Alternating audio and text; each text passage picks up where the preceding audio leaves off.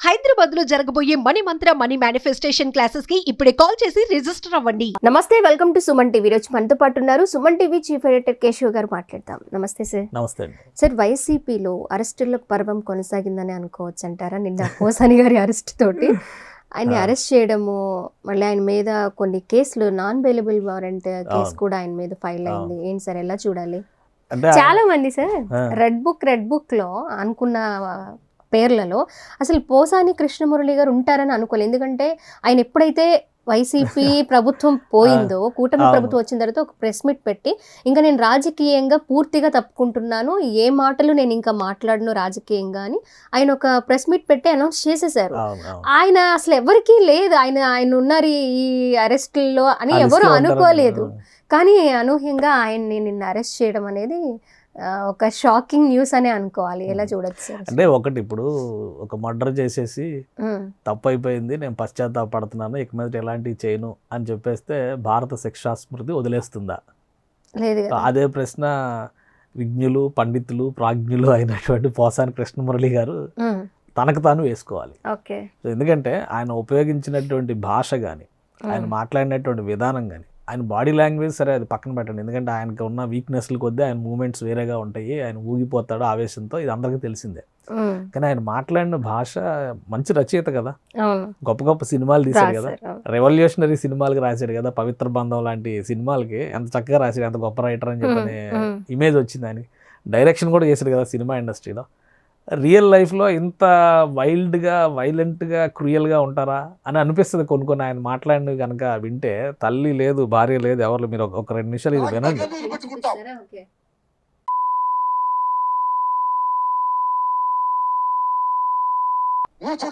పవన్ కళ్యాణ్ లాంటి పవన్ కళ్యాణ్ ఆ పార్టీ నాదనే లాగేసుకోవడానికి అమ్మాయిలు పంపించాడు, పార్టీ లాగేసుకున్నారు, రామారావు చంపేశారు. ఇది నీకు తెలీదా?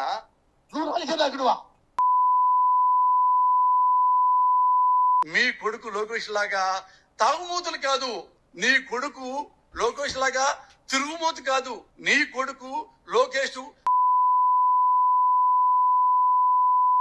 ఇది ఆయన భాషా సంస్కారం.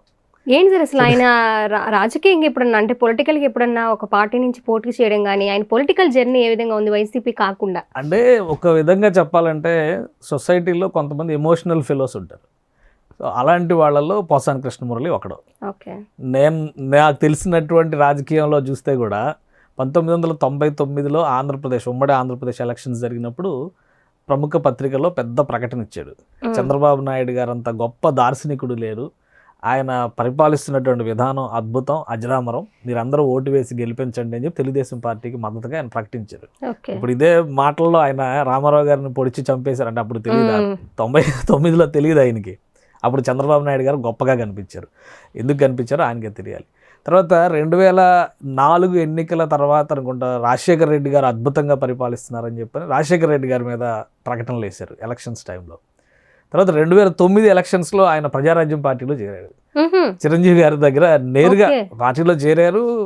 ఆ ఎమ్మెల్యేగా కూడా కంటెస్ట్ చేశారు ఆయన. బహుశా చిలకలూరుపేట, గుంటూరు జిల్లా చిలకలూరుపేట నుంచి ఆయన పోటీ చేశారు. అప్పుడు ప్రత్తిపాటి పుల్లారావు గారు తెలుగుదేశం పార్టీ నుంచి పోటీ చేశారు 2009 ఎలక్షన్స్లో. అప్పుడు ఆయన గెలిచాడు.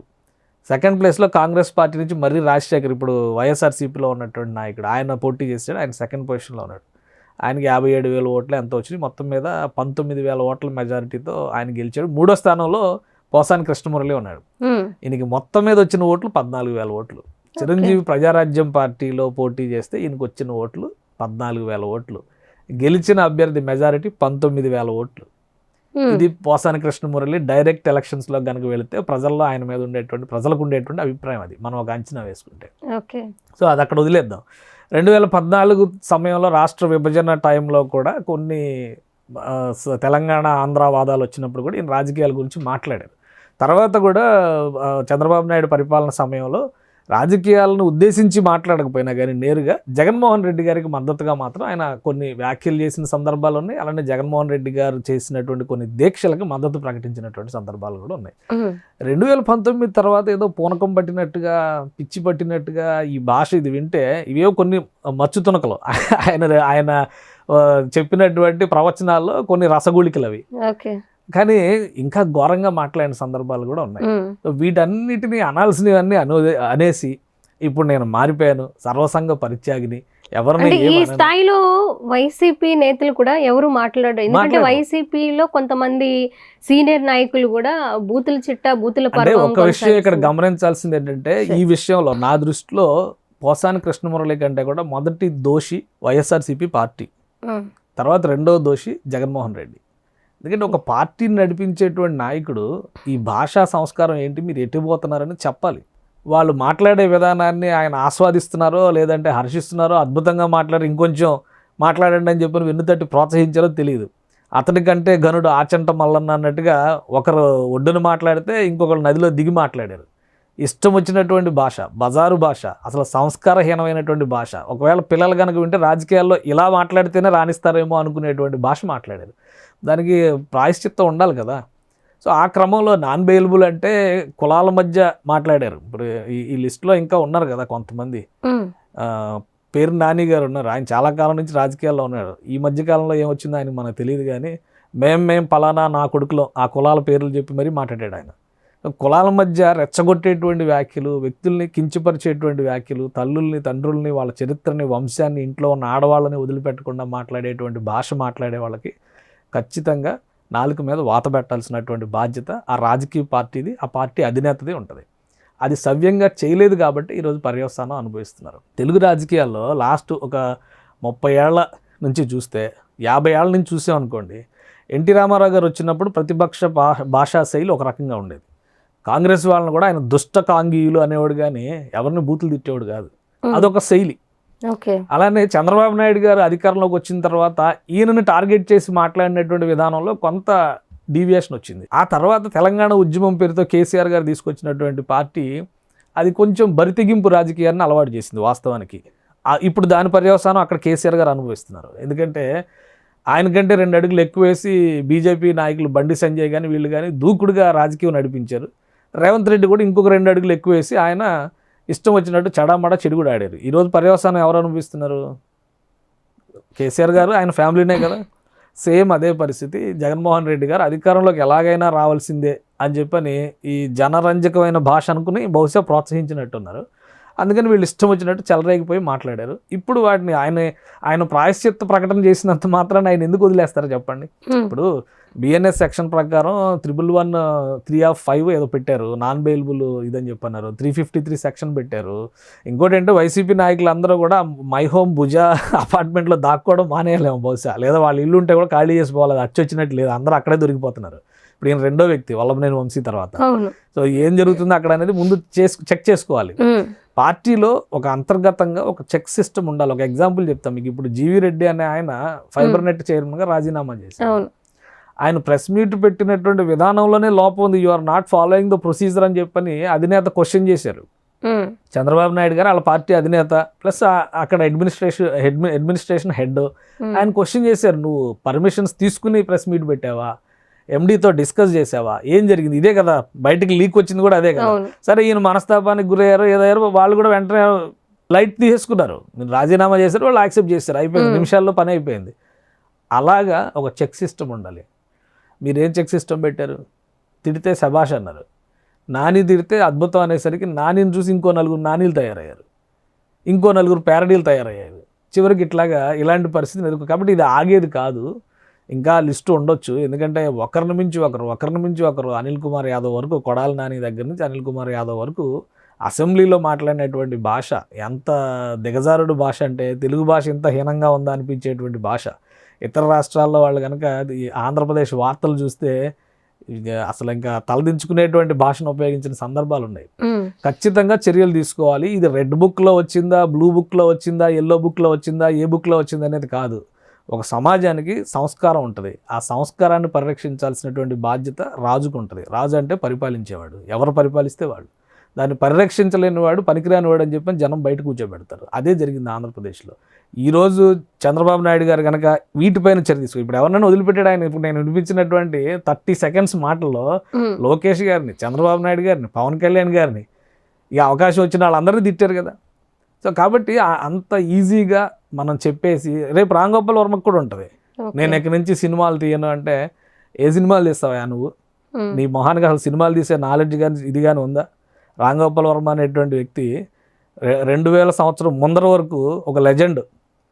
బాలీవుడ్ కూడా తెలుగు సినిమా పరిశ్రమను ముందు గౌరవించింది, రాజమౌళి కంటే ముందు గౌరవించింది రామ్ గోపాల్ వర్మ అనేటువంటి ఒక డైరెక్టర్ని చూసి. నువ్వు ఎంత దిగదార్చావు తెలుగు సినిమా ప్రతిష్టని. చివరికి బాంబేలో తరిమేస్తే ఎక్కడ తలదాచుకోవాలో తెలియక మళ్ళీ హైదరాబాద్ వచ్చావు. ఎందుకంటే ఒకప్పుడు శబ్దం చేశాడు ఆయన, నేను అసలు టాలీవుడ్కి రాను, ఇంకా ఇక్కడ మొహం చూడండి అని చెప్పని. మళ్ళీ ఇక్కడే తలదాచుకోవాల్సి వచ్చింది. ఎందుకు వచ్చింది ఆ పరిస్థితి? నీ పరవర్షణం, రాజకీయాల్లో నీ అనవసరమైనటువంటి ఇన్వాల్వ్మెంట్. నీకు సినిమాలు నీకు ఒకవేళ బతకడానికి దిక్కు లేదనుకో, రాయల్గా సినిమా ఇప్పుడు ఆయన ఎవరు తీశారు కదా, ఒక ఆయన రాజశేఖర రెడ్డి గారి జీవిత చరిత్ర అని చెప్పని యాత్ర అని 1, 2 తీశారు కదా, ప్రొఫెషనల్గా తీశాడు. ఎవరు నేను తిట్టలేదుగా, రాజశేఖర రెడ్డి గొప్పతనాన్ని చెప్పుకున్నాడు, రాజకీయం గురించి మాట్లాడాడు. నువ్వు మనుషుల్ని పోలినటువంటి మనుషుల్ని పెట్టి పేర్లు పెట్టి ఏమి చెప్పావు ప్రజలకి? సినిమా ఇంతగా కృష్ణ గారు కూడా తీశారు. ఎన్టీ రామారావు గారు ముఖ్యమంత్రిగా ఉన్నప్పుడు గండిపేట రహస్యం అని సినిమా తీశారు, మండలాధీశుడు అని చెప్పిన ఒక సినిమా కృష్ణ గారు తీశారు, సూపర్ స్టార్ కృష్ణ గారు తీశారు. ఆ సినిమా మీద కూడా రాజకీయంగా చాలా ఒత్తిళ్లు ఉన్నాయి. కానీ అదేంటి, ఒక సినిమాగానే ఆదరించే పరిస్థితి ఉంది. నీలా కించిపరిచే భావజాలం అందులో లేదు. వాళ్ళు చేసినటువంటి తప్పుల్ని కన్స్ట్రక్టివ్ క్రిటిసిజం ద్వారా వాళ్ళు ప్రజెంట్ చేశారు ప్రజల ముందర. అది నువ్వు చేసేవా? అది చేయలేదు కదా. దాని పర్యవసానం రేపు రామ్ గోపాల్ వర్మ కూడా అనుభవిస్తాడు. సినిమా ఇండస్ట్రీలో ఉన్నాము మేము సినిమా వాళ్ళు అంటే వెనకాల ఎవడు రాడు. నాకు తెలిసి సినిమా ఇండస్ట్రీలో కూడా వైసీపీలో ఉన్న సినిమా నటులు కానీ సినిమా వాళ్ళు కానీ వస్తారు, కానీ మిగతా వాళ్ళు ఎవరు రారు. వీళ్ళు అంత సంస్కారహీనమైనటువంటి భాష ఉపయోగించారు. ఈరోజు దాని పర్యవసానం పోసాని కృష్ణమురళి. నెక్స్ట్ రామ్ గోపాల్ వర్మన్ కూడా అరెస్ట్ చేస్తారు అని అంటున్నారు. 100% చేయాలి. ఇప్పటికే డిలే అయింది. ఇప్పుడు అసలు సెన్సార్ బోర్డు ఎలా పర్మిషన్స్ ఇచ్చినా సెన్సార్ బోర్డుని కూడా ప్రాసిక్యూట్ చేయాలి. ఒక వ్యక్తిని పోలినటువంటి వ్యక్తిని, వాళ్ళ ఆహార్యాన్ని పోలినటువంటి ఆహార్యాన్ని, వాళ్ళ పేర్లను పోలినటువంటి పేర్లని పెట్టి క్లియర్గా అతను అవమానిస్తుంటే, అవహేళన చేస్తుంటే సెన్సార్ బోర్డు నిద్రపోయిందా? సెన్సార్ బోర్డు మెంబర్లు ఎవరు అసలు ఫస్ట్ వాళ్ళని బయటికి లాగాలి కదా. ఇప్పటికే ప్రభుత్వం చాలా నిదానంగా తాబేల్ తరహాలో ఇదంతా కూడా పరిశీలి చేస్తుంది. వాటికి అవన్నీ బయటికి రావాలి. ఏ ధైర్యంతో తీస్తాడు అతను, ఎలా తీస్తాడు ఇలాంటి సినిమాలు? నేను తప్పు అయిపోయిందని చెప్పాడు. ఇప్పుడు రామ్ గోపాల్ వర్మ మీద కూడా తీశారు కొంతమంది. వాళ్ళు ఎక్కడన్నా పరిధి దాటారా? పరిధి దాటుంటే యూట్యూబ్లో నాకు ఈ రైట్స్ ఉన్నాయి, ఓటీటీలో నాకు ఆ రైట్స్ ఉన్నాయి, కాబట్టి నన్ను అడగడానికి ఎవడం లేదు, నేను ఎక్కడైనా కానీ షో చేయగలంటే నువ్వు మానవ సమాజంలో పనికిరావు, తీసుకెళ్ళి అడవిలోనో సముద్రంలో పడేయాలి నేను. అలాంటి వెకిలి చేష్టలు గేలి చేష్టలు చేసేవాళ్ళు బతుకులు చివరికి అయిపోతాయి. ఒక లెజెండ్ ఇప్పుడు కె విశ్వనాథ్ లాంటి వ్యక్తిని చూసిన తర్వాత క్లాసికల్ సినిమాయిజంలో ఆయన ఒక గొప్ప వ్యక్తి అని అనుకుంటాం. అలానే నెక్స్ట్ జనరేషన్ నియో క్లాసికల్ సినిమాస్లో రామ్ గోపాల్ వర్మకు ఒక స్టేచర్ ఉందని చెప్పి అందరూ అనుకో. ఈరోజు ఆ స్టేచర్ని ఎవడన్నా యాక్సెప్ట్ చేస్తాడా? రామ్ గోపాల్ వర్మ లెజెండ్ అని ఎవడన్నా సన్మానం చేస్తే ఒప్పుకుంటాడా? అంత దరిద్రంగా దిగజార్చుకున్నారు అతని వ్యక్తిత్వాన్ని. ఇతను కూడా అంతే. పోసాని కృష్ణమురళి కూడా గొప్ప గొప్ప సినిమాలకి రచయితగా పనిచేశాడు. ఆయన తయారు చేసిన, ఆయన గొప్పగా చెప్తారుగా, త్రివిక్రమ్ శ్రీనివాస్ నా దగ్గర శిష్యరికం చేశాడు, బోయపాటి శ్రీను నా దగ్గర శిష్యరికం చేశాడు, కొరటాల శివ. ఈరోజు ఇండస్ట్రీలో టాప్ డైరెక్టర్స్ అనుకున్న వాళ్ళందరూ పోసాని కృష్ణమురళి దగ్గర పనిచేసి వచ్చిన వాళ్ళు. మరి ఈయనకేం పోయే కాలం వచ్చింది ఈ భాష వాడడానికి? ఇదే భాష ఇదే సంస్కారం అనుకుంటే రేపు పొద్దున నెక్స్ట్ జనరేషన్ ఏమైపోద్ది? నువ్వు సమాజం గురించి అదే కదా నువ్వు ఆవేదన, నీ రచనల్లో అదే కదా ఆవేదన, నీ ఫ్రస్ట్రేషన్ అంతా కూడా అదే కదా, సమాజం బాగుపడాలని చెప్పే కదా. ఇలా దిగజారిస్తే ఇంకేం బాగుపడుతుంది సమాజం? నువ్వు ఏం మెసేజ్ ఇస్తున్నావు అది ఆలోచించుకోవాలి కదా. అది పోసాని కృష్ణమురళి గారు చేసినటువంటి తప్పు. దాన్ని కొనసాగించేలాగా అవకాశం కల్పించడం అనేది జగన్మోహన్ రెడ్డి గారు చేసినటువంటి తప్పు. రాజకీయాల్లో కొన్ని పరిమితులు ఉంటాయి, పరిధులు ఉంటాయి. సమాజ సూత్రాలకు లోబడి రాజకీయం చేయాలి. నా ఇష్టం, నేను ఇలానే చేస్తాను, నాకు 151 సీట్లు ఇచ్చారు కాబట్టి నేను ఏమైనా చేస్తాను. మరి ఈరోజు 11 సీట్లు ఇచ్చేసారు, మరి పారిపోతారా? అడవుల్లోకి వెళ్ళిపోతారా? ఈ వదిలేసి వెళ్ళిపోతారా? పరిత్యాగం ఏమైనా చేస్తారా? సన్యాసం తీసుకుంటారా? తీసుకోరు కదా. అది ప్రజాక్షేత్రంలో ఉండి పోరాడేవాడికి నైతిక నియమావళి అనేది చాలా ముఖ్యం. ఆ నైతిక నియమావళి పాటించలేనటువంటి పరిస్థితుల్లో ఖచ్చితంగా విమర్శను ఎదుర్కొంటారు, ప్రతికూలతను ఎదుర్కొంటారు, ప్రజల తిరస్కారాన్ని కూడా ఎదుర్కొంటారు. ఈ విషయంలో ఇప్పటికైనా రియలైజ్ అవ్వాల్సినటువంటి అవసరం ఉంది. ఇప్పుడు కూడా వెనకేసుకొస్తున్నారు. పోసాని కృష్ణమురళి గారిని వెనకేసుకొస్తూ వీళ్ళు ఇంకా ప్రెస్ మీట్లు పెడుతున్నారు. అది ఇంకా చాలా తప్పు కదా. ఇప్పుడు ఆయన ఏమి చేయట్లేదు, తప్పు, అమాయకుడు అంటే ఇవన్నీ అన్నవన్నీ ఎట్లా పోతాయి? ఆ రోజు నువ్వు చర్య తీసుకుంటే ఏది ఉండేది కాదుగా. ఇప్పుడు Telugu Desam party leader Pattabhi press మీట్లో ఏదో మాట్లాడాడని అబ్జెక్షనబుల్ వర్డ్స్ ఖచ్చితంగా అవి అలాంటి మాటలు మాట్లాడారు. వెంటనే మీరు చర్య తీసుకున్నారుగా. అదే సూత్రం మరి మీరు అధికారంలో ఉన్నప్పుడు మీరు ఇలా మాట్లాడకూడదని కనీసం మందలింపుకైనా కానీ అవకాశం కల్పించాల్సిన బాధ్యత మీకు లేదా? దాని పర్యవసానమే ఇదంతా కూడా. అందరూ ఎదుర్కొంటారు. ఇంకా ఈ లిస్టులో చాలామంది ఉండొచ్చు. రెడ్ బుక్ అంటున్నారు కాబట్టి ఈ రెడ్ బుక్లో ఎన్ని టిక్ మార్కులు పడతాయో మనం చూడాలి. గన్నవరం వంశీ అయింది, ఇప్పుడు పోసాని కృష్ణమురళి అయింది, నెక్స్ట్ ఎవరెవరు వస్తారో, ఎంతమంది వస్తారో చూడాలి. వాళ్ళు కూడా అదే చెప్తున్నారు కదా, ఎవరో మా వెంట్రుకలు పీకలేరు, ఇప్పటికి కూడా అదే చెప్తున్నారు కదా, ఇంకా ఏం తగ్గట్లేదు కదా. సో అది వాళ్ళు చూసుకుంటారు. ప్రజలకు సంబంధించిన వ్యవహారం కాదు కాబట్టి ప్రజలకు సంబంధించినంత వరకు డెవలప్మెంట్ ఆస్పెక్ట్లో కానీ వెల్ఫేర్ స్కీమ్స్ విషయంలో ఇచ్చిన పనులు కానీ జరుగుతున్నాయి, ఇవి మాత్రమే చూస్తారు ప్రజలు. లాస్ట్ మళ్ళీ ఓటు వేసేటప్పుడు ఆలోచిస్తారు. ప్రోగ్రెస్ రిపోర్ట్, పాజిటివ్స్ నెగిటివ్స్, వీళ్ళైతే ఏంటి వాళ్ళైతే ఏంటి, ఇవన్నీ అప్పుడు ఆలోచిస్తారు. ఎన్నైనా కొట్టుకోండి మాకు సంబంధం లేదు. తెలివిగా చంద్రబాబు నాయుడు గారు ఏం చేస్తున్నారంటే ఫస్ట్ ఫోకస్ అడ్మినిస్ట్రేషన్ మీద పెట్టారు. అందులో లోటుపాట్లు ఉండొచ్చు, ఎందుకంటే 5 ఏళ్ల జరిగినటువంటి నష్టాలను భర్తీ చేసుకోవడం, లోటు బడ్జెట్లు పూర్తి చేసుకోవడం, కేంద్రం నుంచి సహాయాన్ని రాబట్టుకోవడం, ఆగిపోయిన పనులను ప్రారంభించడం, ఇవంత ఈజీ అయినటువంటి వ్యవహారాలు కావు. ఒకవైపు నుంచి అవి చేసుకుంటూనే ప్రొసీజరల్గా ఇవి జరుగుతున్నాయి అనేటువంటి సంకేతం స్పష్టంగా ఇస్తున్నారు. కక్ష సాధింపు అనడానికి కూడా ఆస్కారం లేనటువంటి నిర్ణయాలుగా ఇవి కనిపిస్తున్నాయి. కాబట్టి ప్రజలు ఎలా రిసీవ్ చేసుకుంటారో చూద్దాం. ఒకవేళ ప్రొసీజర్ ఫాలో అవ్వకుండా, ఇప్పుడు ఆయనకి వెళ్ళి నోటీస్ ఇస్తుంటే నేను తీసుకురాను, ఆ వీడియోలు అన్నీ వచ్చినాయి కదా, నేను తీసుకురా అన్నాడు, కూర్చున్నాడు, ఆయన బట్టలు వేసుకునే టైం అనే ఇచ్చారు. కానీ గన్నవరంలో కొంతమంది లేడీస్ మొన్న వంశీ అరెస్ట్ టైంలో చెప్తున్నారు, బట్టలు మార్చుకోవడానికి కూడా అవకాశం లేకుండా నైటీలతో తీసుకెళ్లారు మమ్మల్ని పోలీస్ స్టేషన్ అని చెప్తున్నారు క్లియర్గా. వీడియోస్ కూడా వచ్చినాయి అవి. కాబట్టి కొంతవరకు ప్రజాస్వామ్యబద్ధంగా ప్రొసీజర్ ప్రకారంగా నడుస్తున్నట్టుగా కనిపిస్తుంది. మిగతాది న్యాయస్థానాలు నిర్ణయం చేస్తాయి. ఆయన మాట్లాడినటువంటి భాషలో పరుషతనం ఉందా, లేదంటే ఎదుటివారిని కించపరిచేటువంటి తత్వం ఉందా లేదా, అవన్నీ కూడా ఎవిడెన్సెస్ ఇవన్నీ కలెక్ట్ చేయాల్సిన బాధ్యత పోలీసుల మీద ఉంటుంది. కోర్టులు దాన్ని డిసైడ్ చేస్తాయి. సో అది ప్రొసీజరల్గా మనం చూడాలి. బట్ ఇప్పటివరకు అయితే ఈ లిస్ట్ పెరిగే అవకాశం. అదే సార్, వంశీ అరెస్ట్ తర్వాత ఎవరు నెక్స్ట్ అనుకున్నారు, పోసాని కృష్ణమురళి గారు వచ్చారు. ఈయన తర్వాత మళ్ళీ ఇంకా కొత్త పేరు గురించి ఆలోచిస్తున్నారు. అలా ఎక్కువ మంది వచ్చే అవకాశాలు. పొలిటీషియన్, ఈయన సినిమా ఇండస్ట్రీ, మళ్ళీ నెక్స్ట్ ఏమైనా పొలిటీషియన్ టర్మ్ వస్తుందా, లేదంటే మళ్ళీ సినిమా ఇండస్ట్రీలో కూడా లింక్ ఉంది కదా. ఇప్పుడు శ్రీరెడ్డి మొన్న ఆమె ఏదో కోర్టు నుంచి కొంత ఉపశమనం లభించింది ఆమె కూడా. అలానే రాంగోపాల్ వర్మ లెటర్స్ తెచ్చుకొని పెట్టుకున్నాడు, ఆయన కూడా కొంత ఉపశమనం ఉంది. సినిమా ఇండస్ట్రీలో వాళ్ళు ఉన్నారు లిస్టులో. ఇటువైపు చూస్తే పేరు నాని సవాల్ విసిరారు, నా రోమాలు కూడా పీకలేరు అన్నాడు ఆయన. కొడాలి నాని ఏం చేసుకుంటావో చేసుకో అని చెప్పి ఆయన కూడా చెప్పాడు. ఇంకా మిగతా కేసులు కూడా ఉన్నాయి కదా, మరి ఎవరిని తీసుకొస్తారో నెక్స్ట్ చూడాలి. బట్ ఏంటంటే ఒక పొలిటీషియన్ ఒక సినిమా ఇండస్ట్రీ అని పెట్టుకుంటే కదా నెక్స్ట్ పొలిటీషియన్ ఎవరైనా ఆలోచించాలి. Okay sir, thank you so much. Suman టీవీలో మీ పర్సనల్ అండ్ బిజినెస్ ప్రమోషన్స్ కోసం కింది నెంబర్కి కాంటాక్ట్ చేయండి.